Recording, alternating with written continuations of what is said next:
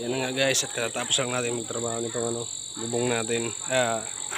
Yung bakura natin kasi bukas guys, yan yung lupay na yan, lahat yan. Bubuldoser na yan bukas, yan. Kasi sabi ko sa mga tauhan ko, asikasuhin nyo na yan para malinisan na, kasi patitirahan natin sa mga tao na walang matitirahan. Kasi ito guys, akin to guys, lahat yan akin yan guys, ari-ari yan. Ito guys ang asyenda namin, ako nagumanan nito guys, malabak yan guys.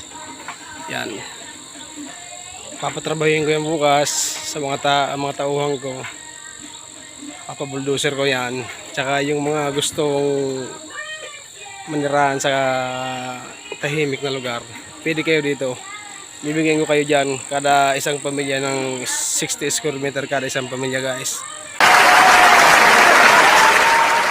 You can do it! Nice. Malawak na yan guys, sa 60 square meters. Tinan nyo guys yan guys, sinimulan na doon sinimulan na doon guys. Kaya sa mga gustong maghanap dyan ng matitirahan, ng libre lang dito sa akin. Dito kayo sa asyenda ko, Asyenda The Sunny Vlog.